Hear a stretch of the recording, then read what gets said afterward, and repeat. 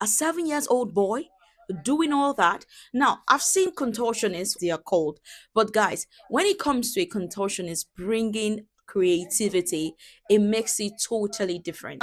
He is my number one talent for the first week, and I hope he's going to keep up the bar. So, one thing I love about the 7 years old boys, his style, the creativity of his own niche as a contortionist is quite different. Now, if you do not like horror movies, please don't see that show in the nine because you're gonna get scared. He performed so well in the first week that Iniedo had to like, oh my god, come. You know, Iniedo is so motherly. She loves people of that age. When it comes to Annabelle for last year, that won the dance competition. When she heard he was seven, she was like, she couldn't even hold herself. And I suppose I thought Iniedo was about to give him some amount of money, and I'm like, Auntie, give us some money now, you know.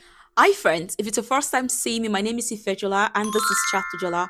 Let's talk about the review for the De9ja Spirit Talent Hunt Season 4. My number two best performer for the night is Chris Vick. This guy delivered. What? Initially, I was like, I hope I'm not going to be very emotional about, his disability, being blind and all that. But he didn't just look at that. He went for the show. He competed and he gave us the song.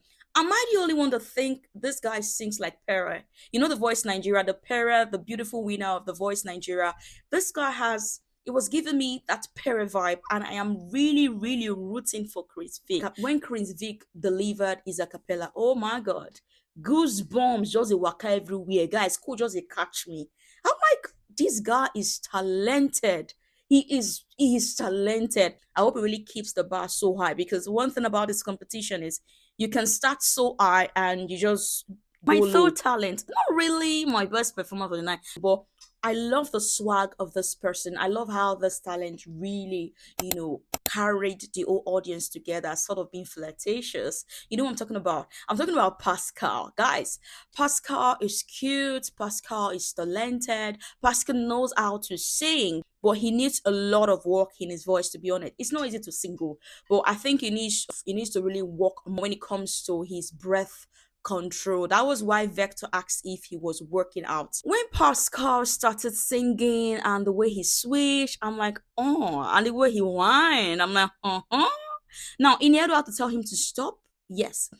Initially, I felt maybe she was a bit too much. I felt it was a bit too much from her side. But for me, I got fed up with the sound. The sound was too loud in the first week. I think the sound engineer or whosoever that's in charge of the sound need to really work on the sound because out of all the performance for the nine from the musical category, everything the sound was too loud. Even to the dance category, it was just overshadowing. I don't know if I'm the only one, but the sound was overshadowing their voices. That was why Iniedo just sort of got fed up. I'm like, you know what? Sing a cappella. Let's hear the voice.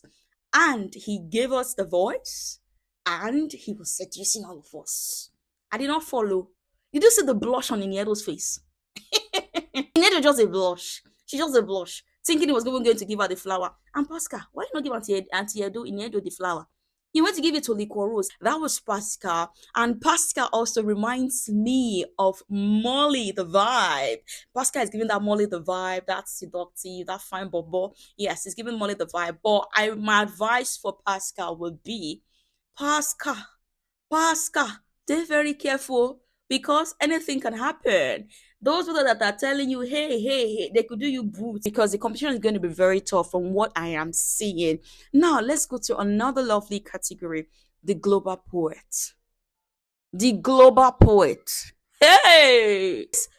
I was listening to the way she started with robotic art, carried us along with the old words she was trying to communicate as a poet. She's so good in her craft. And nothing got me scared when I just said, wow, bam, I just saw blood. I was just like, oh my god, what just happened? You could see the fact that she was still in character, like not like she was still in character, sort of that even Vijay Adam, like, are you sure you're okay? They say me you go back, they go front. That was a very mind-blowing performance, and I'm going to give it to her. Let's talk about the dance category, guys. There's a lot of lovely dancers in this competition, and I'm going to say it's going to be very tough. Remember, that's Liquor Rose's niche. It's be like last year the dancers won. This year, I appreciate. I don't think that in my this year in my prediction, I don't think dancers might win this year. In my prediction, I'm thinking the musical category or the contortionists might be the ones to win this year. I'm going to leave that in the box. Let us see how it goes. But for the dancers, the unbeatable did really well, especially the fact where the boy just threw himself on the floor. People they dance so the way he flew on the floor, I'm like, what? I'm gonna give a kudos to all the dancers, especially to the other crew that the lady, what's her name? I can't remember the other crew that the lady had injury on her leg. Yeah.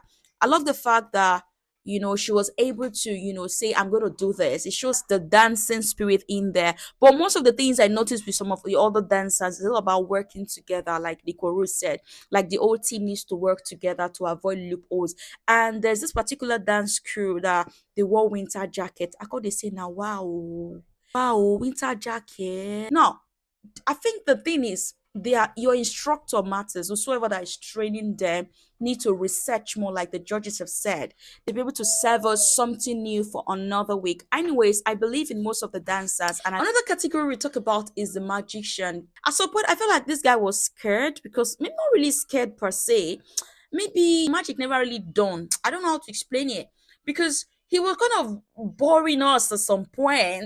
He has the concept, but I think he needs to really work on the timing, or especially the advice the judges gave to him, as well as the comedy. The timing matters to be able to carry the audience and for us to see originality, what a lot of us are looking for. It is not easy, let's not lie. I think the first week is all about the pressure week, whereby okay, we just started, the fear gets as it be, and also notice scares them more. You are at the back and you're watching your other colleagues perform. That fear also, I think, it sort of throws them off balance as well. I believe there's going to be more improvement. 9 weeks to go. So guys, who are you going to vote for? Who are you looking out for? Not just about them, it's all about your vote.